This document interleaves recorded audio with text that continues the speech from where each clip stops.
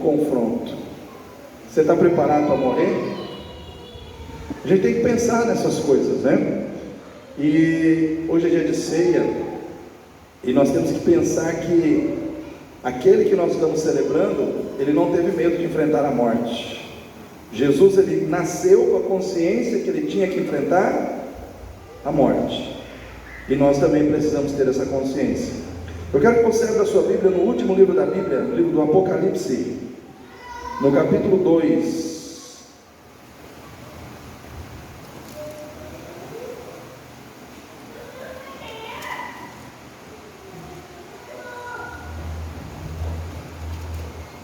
Apocalipse capítulo 2, versículo 8.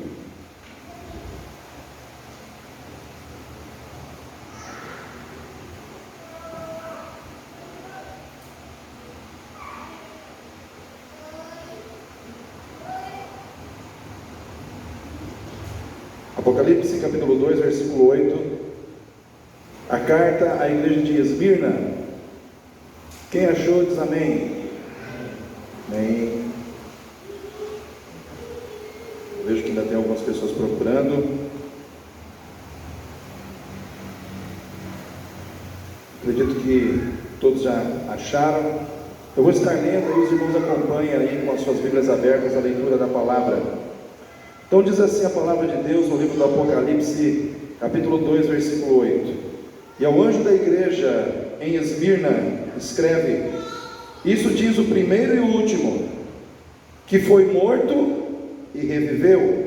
Conheço as tuas obras e tribulações, ou tribulação e pobreza, mas tu és rico, e a blasfêmia dos que se dizem judeus e não são, mas são a sinagoga de Satanás. Nada temas das coisas que hás de padecer. Nada temas das coisas que hás de padecer. Eis que o diabo lançará alguns de vós na prisão, para que sejais tentados, e tereis uma tribulação de 10 dias. Sê fiel até a morte, e dar-te-ei a coroa da vida. Vou repetir essa parte. Sê fiel até a morte, e dar-te-ei a coroa da vida. Quem tem ouvidos, ouça o que o Espírito diz às igrejas. O que vencer não receberá o dano da segunda morte. Amém, irmãos? Queridos, a igreja de Esmirna, né? Nós precisamos entender aqui algumas coisas muito interessantes. Quem escreveu, né, as cartas às 7 igrejas? Todas foram escritas por João, o apóstolo João, na ilha de Patmos. E, irmãos, no primeiro século da igreja cristã, sabemos ali que o Império Romano dominou toda a terra. E eu fiz questão de anotar aqui o nome de alguns imperadores do primeiro século. Começa com Júlio César, César Augusto, Tibério César, Calígula, Cláudio, Nero, Vespasiano, Tito Flávio, Domiciano e Galba. Então esses imperadores aí foram os imperadores que dominaram e entraram lá dentro aí até depois do primeiro século. Foram eles que exerceram, vamos dizer assim, domínio sobre toda a terra através da autoridade que lhes foi dada pelo Império Romano. E, irmãos, a igreja, ela começa mesmo a ser perseguida a partir do ano 64. Vamos dizer assim que até 64, a perseguição que tinha sobre os cristãos era mais uma perseguição racial imposta pelos judeus. Mas a partir do ano 64, verdadeiramente inicia-se uma grande perseguição sobre os cristãos, porque Roma é incendiada, e a culpa desse incêndio, ela é colocada na conta, ou ela é colocada nos ombros dos cristãos. A partir daí, irmãos, tem uma frase que diz: o bicho pega. A coisa começa realmente a ficar difícil para os cristãos, porque todo o Império Romano, junto com os judeus, que já perseguiam já os cristãos, praticamente fizeram uma união muito grande. E ali, irmãos, cristãos começaram a ser queimados vivos nas estradas, realmente viraram alimento para as feras no Coliseu, principalmente quando o Coliseu foi criado, inaugurado no ano 70, né? Depois que Nero se suicida, né? No ano 70 é inaugurado o Coliseu Romano, e Jerusalém, é totalmente destruído, o templo é totalmente destruído, e aí vem realmente uma grande perseguição sobre os cristãos. E João, no momento em que Domiciano é o imperador, ele é mandado para a ilha de Patmos. E na tradição cristã, isso não está na Bíblia, na tradição cristã diz que João ele era pastor da igreja de Éfeso, e a perseguição veio tão intensa contra ele, e queriam que ele renunciasse a Jesus, e ele não quis renunciar, e a tradição diz então que jogam João vivo dentro de um caldeirão de óleo fervente. Isso não está na Bíblia, mas está na tradição cristã. E, irmãos, dentro do caldeirão de óleo fervente, ele é retirado sem dano algum. Sua pele não se queima, seus cabelos, nada se queima no corpo de João. E eu fico pensando, irmãos, a gente não sabe, porque não está na Bíblia, né? A gente tem que afirmar com verdade aquilo que a Bíblia registra. Mas se João realmente passou por essa experiência de ser colocado num caldeirão de óleo fervente, e nada, vamos dizer assim, aconteceu com ele não morreu, não sofreu queimaduras de primeiro, nem de segundo, nem de terceiro grau, eu fico pensando assim, irmãos, é fácil matar um crente que Deus quer preservar vivo nessa terra? É fácil, irmãos, matar um crente que Deus quer manter vivo? Não é, irmãos, não é. E aí eu fico pensando assim, eu me lembro de Sadraque, Mesaque e Abednego, me lembro de Daniel na cova dos leões. Muita gente queria matar esse povo, mas Deus queria que eles continuassem vivos. Deus queria que eles continuassem com vida nessa terra, porque Deus tinha plano com eles. Ou seja, não é fácil matar quem Deus quer fazer viver. Não é fácil tirar a vida de alguém que Deus está dizendo, eu quero que viva. E isso nos mostra, irmãos, isso nos dá aquela segurança de que verdadeiramente, se nós estamos debaixo do cuidado de Deus, a proteção de Deus, irmãos, não é qualquer coisa que vai nos matar, não é qualquer coisa que vai tirar a nossa vida. E por que eu estou falando muito sobre essa questão de vida? Por que eu estou falando muito sobre essa questão de morte? Porque, irmãos, a igreja de Esmirna, de todas as 7 igrejas para as quais foram escritas cartas, era a igreja mais pobre, era a igreja mais sofredora, era a igreja mais perseguida, era uma igreja aprisionada. Olha só 4 coisas que eu falei sobre essa igreja, anote aí: perseguida, sofredora, pobre e aprisionada.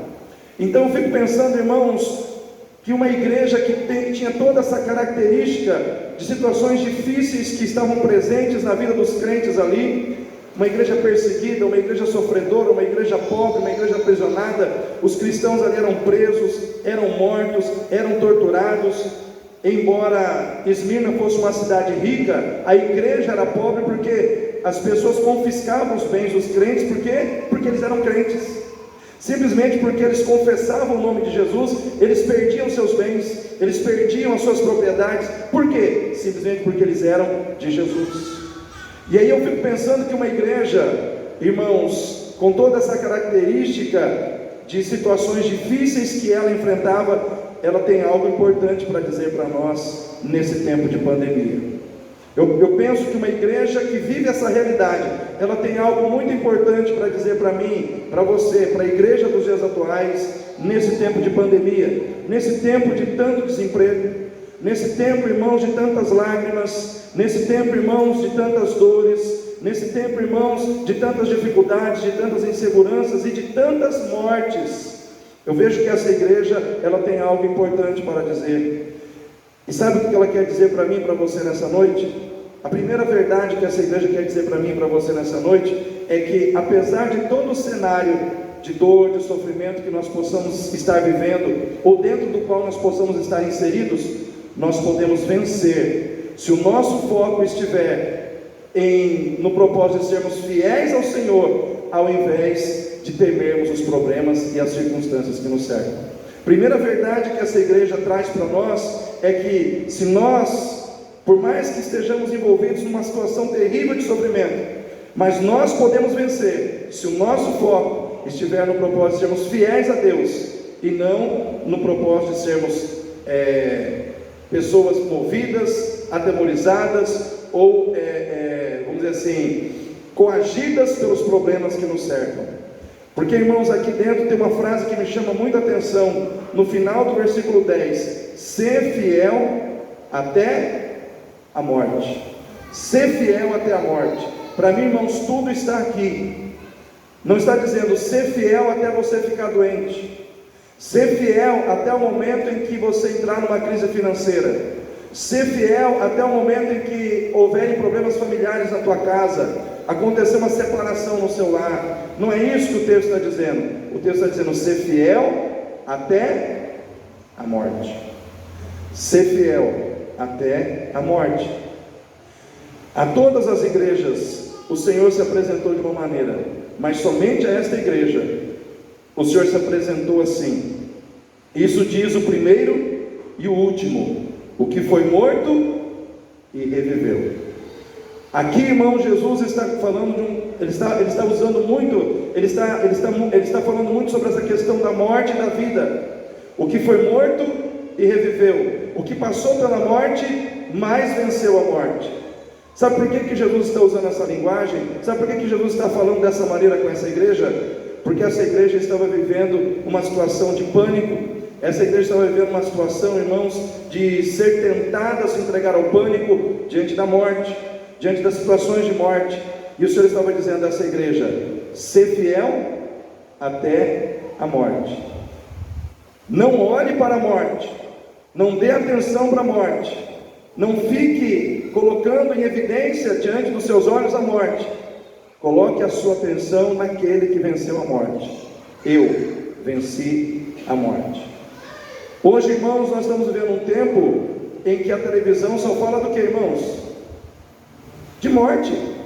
Parece que a morte se tornou o personagem principal, vamos dizer assim, nos noticiários, né? A morte se tornou o personagem principal na vida das pessoas, de modo que a todo instante alguém está falando de morte, de quantas pessoas que morreram ali, de quantas pessoas que morreram lá. Irmãos, e o que o Senhor está falando comigo e com você nessa noite é que, na realidade, o personagem principal para nós como cristãos não pode ser o nosso foco na morte, mas o nosso foco nele, porque ele venceu a morte. Irmãos, ao invés de nós ficarmos dando ibope para a morte, nós temos que dar ibope para aquele que é vitorioso sobre a morte, Jesus Cristo de Nazaré. Bendito seja o nome do Senhor. Bendito seja o nome do Senhor. Irmãos, nós estamos aqui nessa noite de ceia para celebrar alguém que não teve medo de encarar a morte, que não teve medo de enfrentar a morte, que disse a Pedro: eu vim, Pedro, para isso.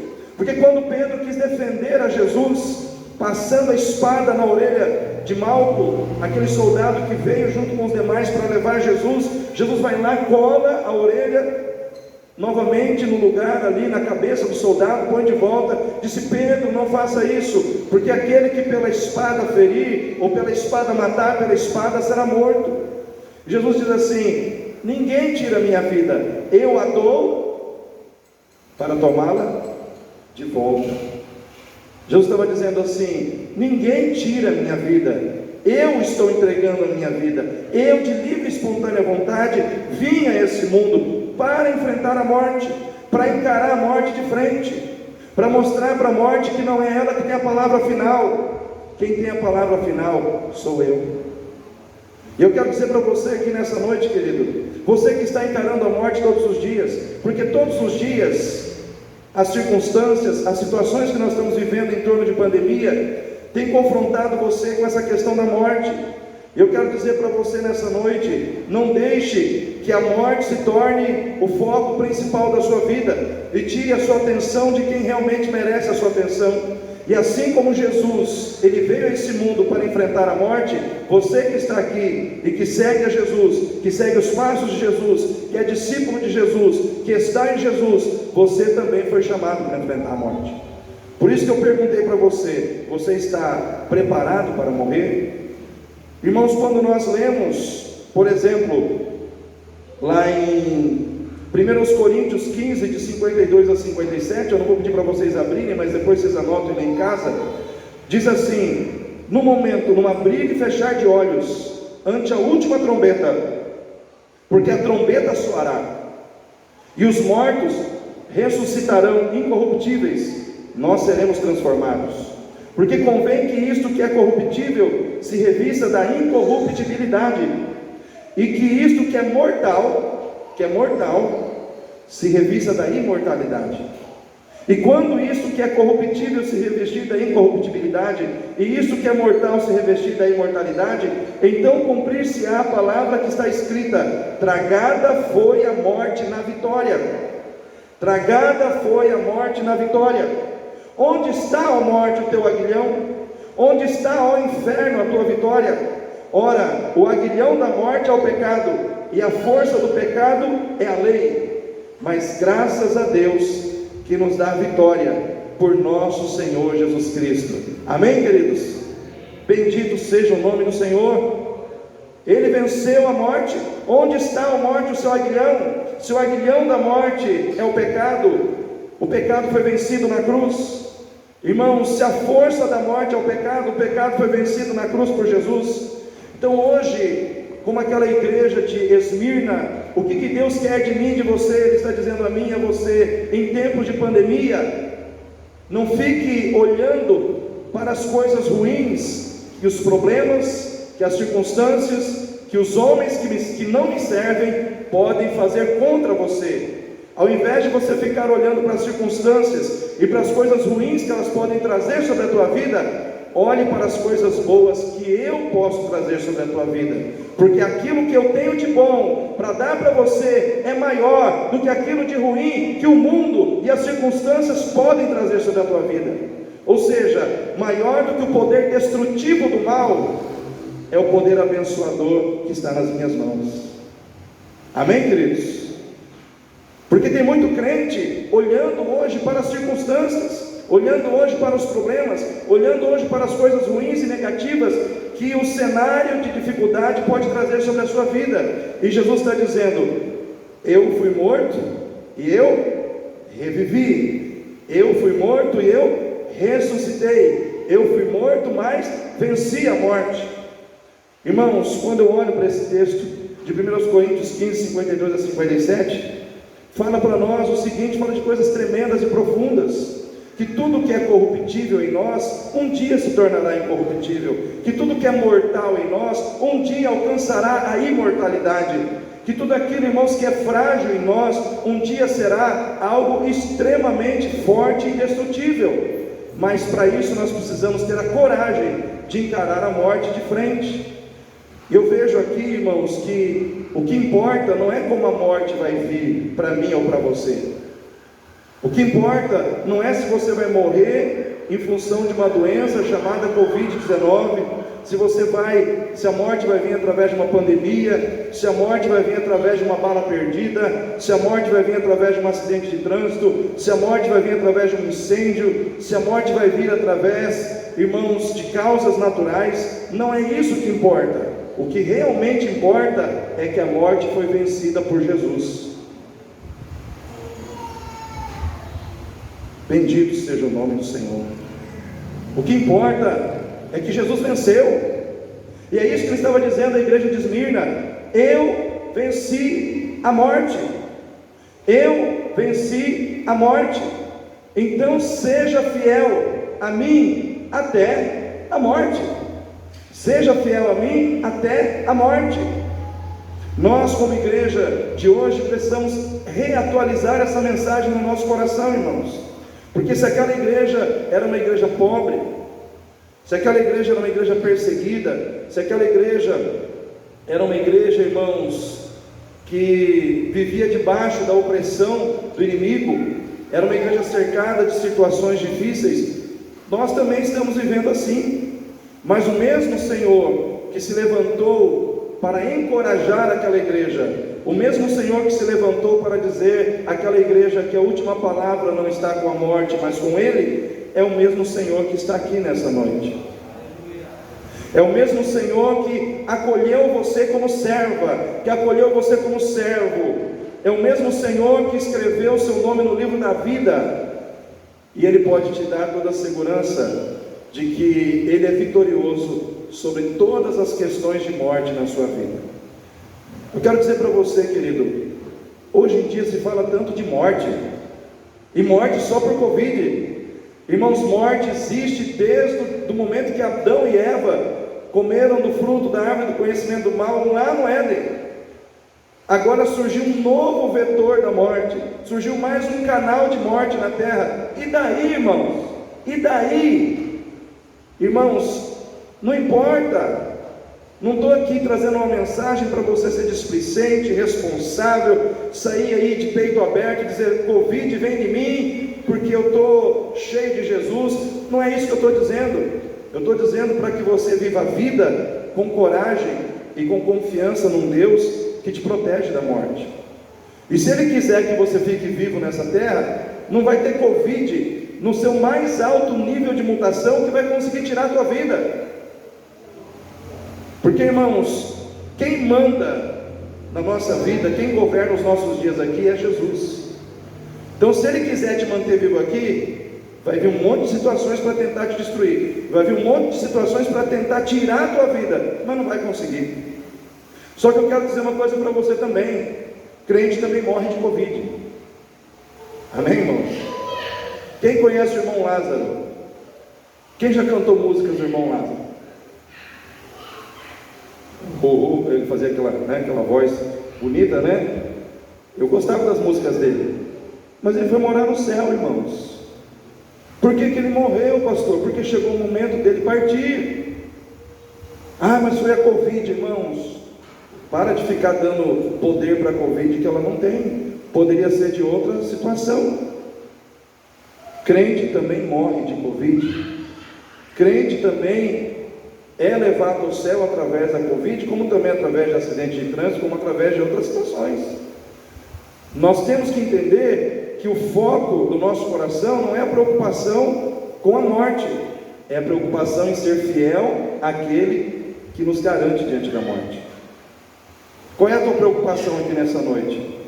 Ficar se resguardando da morte ou ser fiel àquele que pode te dar a vitória sobre a morte? O foco do nosso coração tem que estar na nossa fidelidade ao Senhor. Seja fiel a Jesus até a morte. Fiel a Jesus até a morte. Até a morte. Porque é isso que Ele espera de cada um de nós. Ser fiel a Jesus até a morte por um outro motivo. Porque por trás dos planos malignos dos homens existe um Deus sábio e soberano fazendo planos bondosos sobre a sua vida. Amém, irmãos? Quem acredita nisso? Você acredita que por trás de planos malignos e ruins que os homens fazem, Deus muitas vezes está trabalhando para te abençoar? Eu acredito, irmãos. Eu acredito.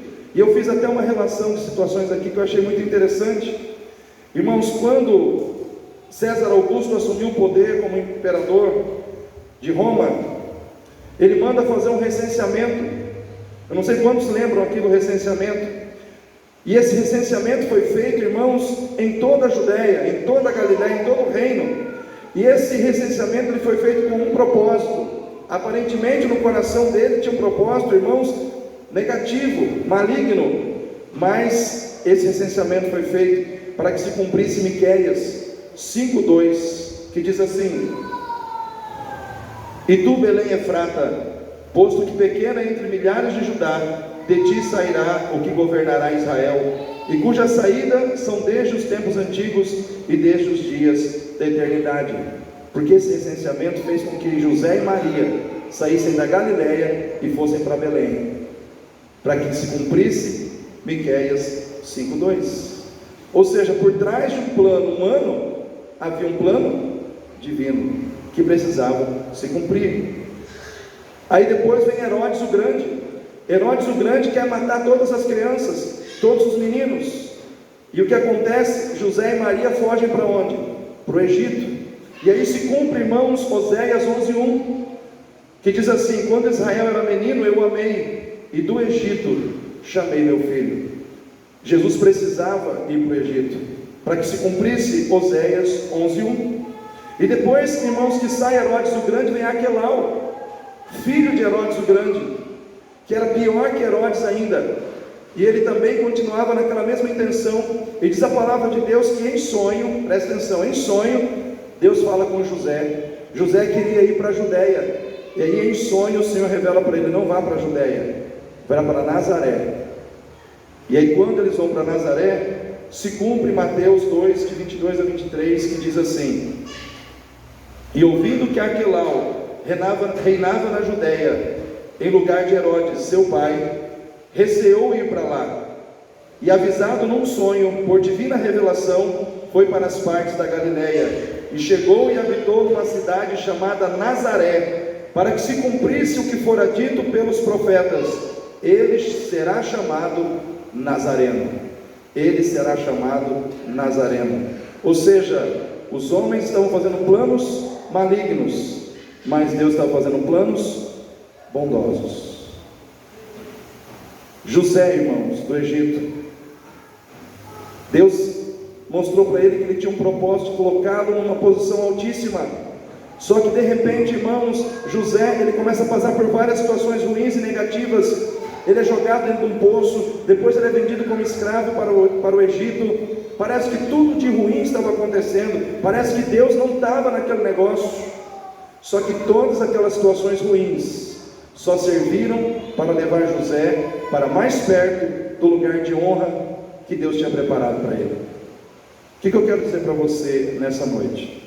Eu já ouvi, irmãos, tantas versões sobre a pandemia, e tem um grupo que crê, irmãos, assim de maneira, que crê piamente, que o vírus foi criado num laboratório, com o propósito de atender aí a nova ordem mundial, e dentro dos propósitos da nova ordem mundial, estabelecer o sistema comunista nos países, principalmente no Brasil, que é um país rico em recursos naturais.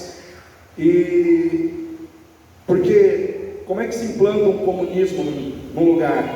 Vai se quebrando as empresas pequenas, as médias, e as grandes vão saindo, de modo que o povo começa a se tornar cada vez mais dependente do Estado, da assistência do Estado, e isso vai tirando o quê? O poder do povo de ter recursos na sua mão, recursos que vêm do seu capital, do seu trabalho. E o povo começa a se tornar um povo dependente do governo, um povo dependente da mão do governo, do recurso do governo.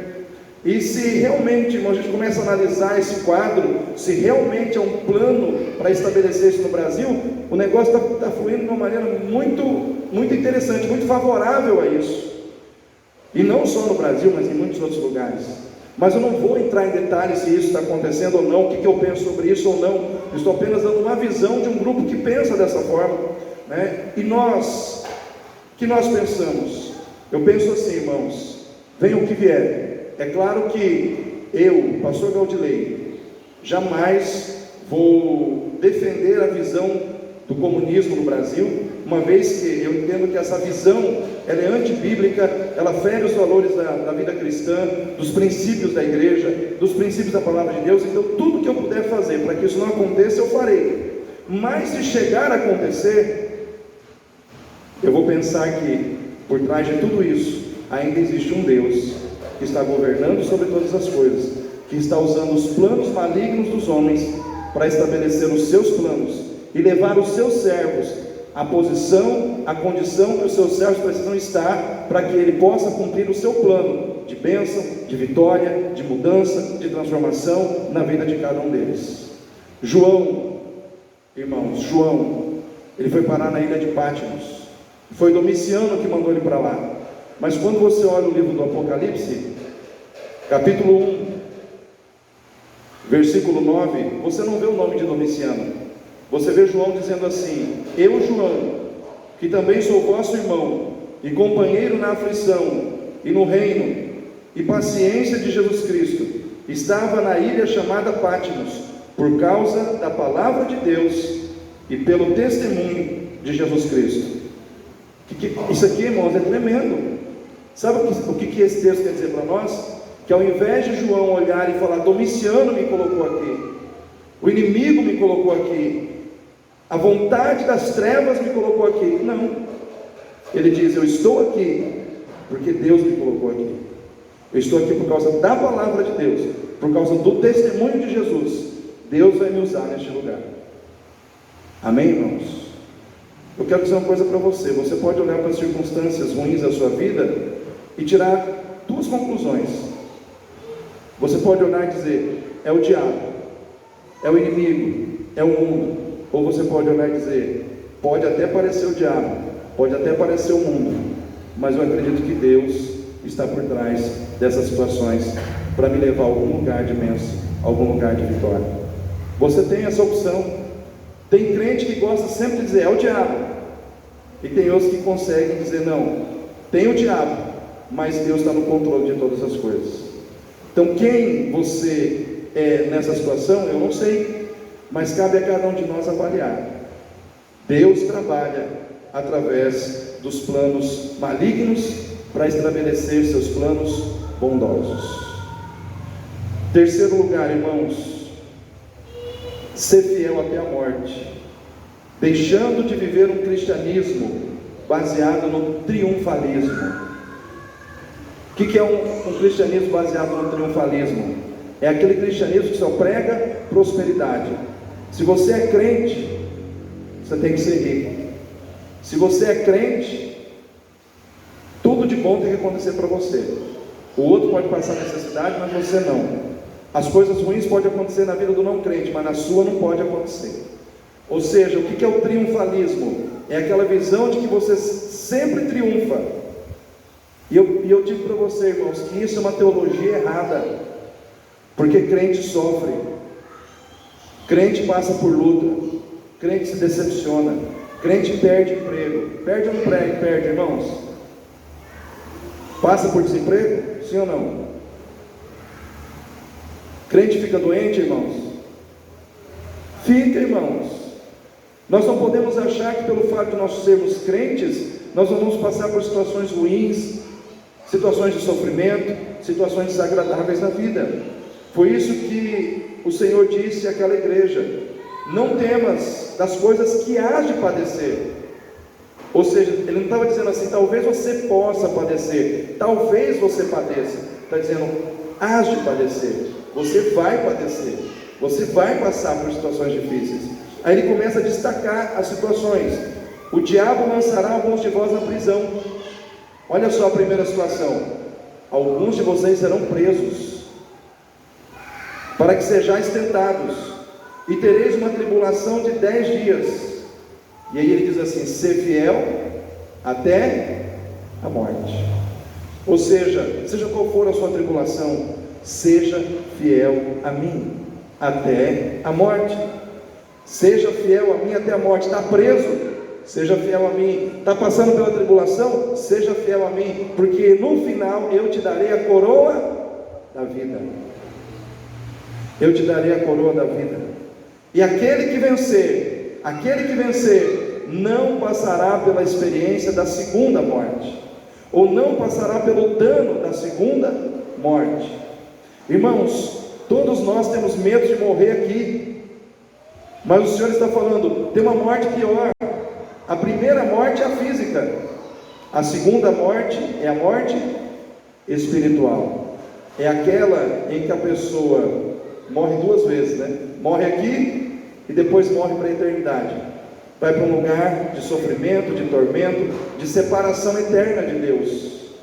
Agora, você que está em Cristo, você pode até passar pela primeira morte, mas você não vai passar pela segunda morte, porque depois que você passar pela morte física, o que espera por você é vida eterna, é vida em abundância. Você não sofrerá o dano da segunda morte. Então, nessa noite, eu quero deixar essa palavra no teu coração: ser fiel até a morte. Por quê? Porque aquele que nós servimos, ele já venceu a morte. Ser fiel até a morte. Por quê, pastor? Porque aquele que nós servimos, ele trabalha através dos planos malignos dos homens para construir planos de bênção em favor da nossa vida. Talvez você está passando por situações difíceis, mas se você permanecer fiel, lá na frente, tudo que é difícil hoje vai redundar em bênção amanhã, vai redundar em vitória amanhã, vai redundar em crescimento amanhã, vai redundar em celebração amanhã, porque o Senhor é poderoso para fazer isso. E encerrando essa palavra, ser fiel até a morte, porque aquele que você serve, ele conhece você. Aqui diz assim: conheço as tuas obras, tribulação e pobreza, e a blasfêmia dos judeus. O Senhor conhece 4 coisas da sua vida. Primeiro, Ele conhece as tuas obras. Fala para o seu irmão aí, Deus conhece as tuas obras. De máscara é difícil, né, irmãos? Mas Deus conhece as tuas obras. O que quer dizer isso, pastor? Quer dizer que tudo aquilo que você faz para agradar Ele, aquelas obras de fé, aquelas obras de amor, que se manifestam na tua vida em renúncia da tua vontade para fazer a vontade dEle, renúncia da tua vontade para fazer a vontade de alguém que você ama, aquelas obras de amor que você realiza, que se manifestam em solidariedade, quando você ajuda o seu próximo, o seu semelhante, quando você estende a mão ao invés de acusar, quando você resolve cooperar ao invés de criticar. Tudo isso o Senhor conhece. Ele conhece as suas boas obras dentro da sua casa, fora da sua casa, no trânsito, no seu trabalho, na escola onde você estuda. Deus conhece as suas obras. Deus conhece as suas obras.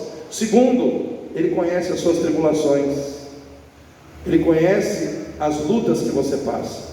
Ele conhece os desafios que você enfrenta. Ele conhece o sofrimento que você está passando hoje.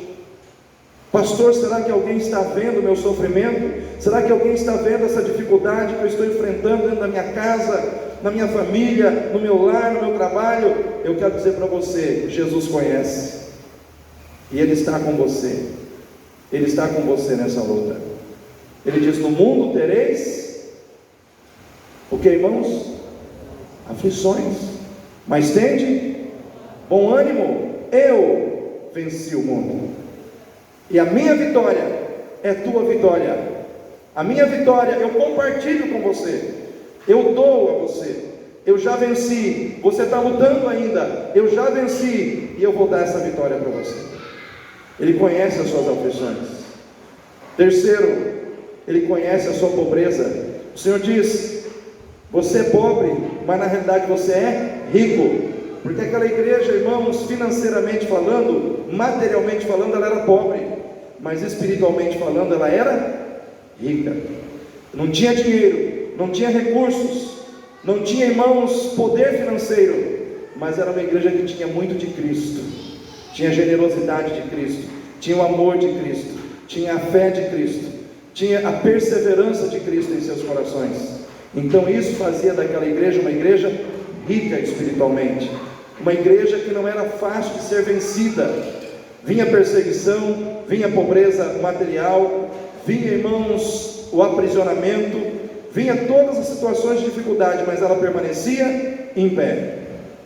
E eu quero dizer para você, querido, venha o que vier sobre a tua vida, você vai permanecer em pé em nome de Jesus. Você vai permanecer em pé em nome do Senhor Jesus, se você simplesmente se manter fiel ao Senhor. E por fim, o Senhor conhecia a calúnia das pessoas que falavam mal dos seus servos. Irmãos, se tem gente que fala mal de você, que te calunia, que te difama, que age com maledicência contra a tua vida, Deus conhece. E eu vou dizer uma coisa para você: é Deus que vai te defender. Você não precisa fazer isso. Aqui o Senhor disse àquela igreja: eu conheço a blasfêmia dos que se dizem judeus e não são sinagoga de Satanás. Deus sabia do que estava sendo dito contra os seus, e Ele se levantou para defender. Eu quero dizer para você, querido, Deus te defende, Deus te guarda. Vivemos um tempo de cristofobia na terra. O que é isso, pastor? É aquela rejeição a quem é crente. Parece que quando você é crente, quer fazer tudo certinho, as pessoas falam mal de você. Falam ou não falam, irmãos? Parece que quando você quer fazer as coisas do jeito que Deus manda na sua palavra, você é uma pessoa que incomoda, você é uma pessoa que importuna. Se lá no teu trabalho tem um monte de gente fazendo coisa errada, e você começa a fazer o que é certo, e cobrar dos outros para fazer o mesmo, você começa a ser uma pessoa que é alvo da língua dos outros. As pessoas começam a falar mal de você, as pessoas começam a te desprezar, as pessoas começam a te caluniar. Por quê? Porque vivemos um tempo de cristofobia. Fala-se muito de homofobia, fala-se muito de muitas fobias, mas existe uma cristofobia na terra. Tem muita gente que rejeita quem é cristão de verdade. E eu quero dizer para você: se o mundo te rejeita, Deus te acolhe. Se o mundo te rejeita, se o mundo te odeia, Deus te ama e cuidará de você até o fim. Então quero deixar essa palavra no seu coração nessa noite e quero que você fique em pé para nós começarmos a servir a ceia.